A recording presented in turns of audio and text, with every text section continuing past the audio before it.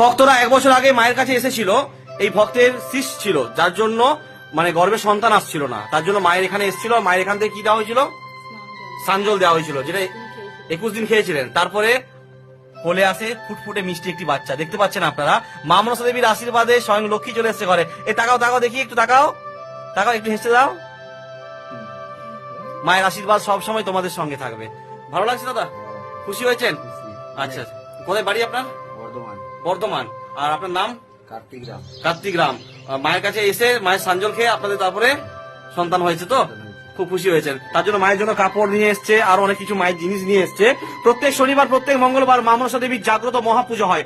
আপনার জীবনে যে কোনো সমস্যা নিয়ে আপনিও চলে আসুন মা মনসা সেবাশ্রম, বাঁকুড়া জেলা সোনামুখী থানার অন্তর্গত ইছারিয়া গ্রাম মা মনসা সেবাশ্রম। প্রত্যেক শনিবার প্রত্যেক মঙ্গলবার মা মনসা দেবীর মহাপুজো হয়। আপনার জীবনে যে কোনো সমস্যা নিয়ে আপনারাও আসতে পারেন মা মনসা সেবাশ্রম, বাঁকুড়া জেলা সোনামুখী থানার অন্তর্গত ইছারিয়া গ্রাম মা মনসা সেবাশ্রম। প্রত্যেক শনিবার প্রত্যেক মঙ্গলবার মা মনসা দেবীর জাগ্রত মহাপূজা হয়। যে কোনো সমস্যা নিয়ে আপনিও আসুন মা মনসা দেবীর চরণে প্রত্যেক শনিবার মঙ্গলবার। এছাড়াও আপনি ফোনে ফোনে আমার সাথে কথা বলেও আপনার সমস্যার সমাধান করাতে পারেন।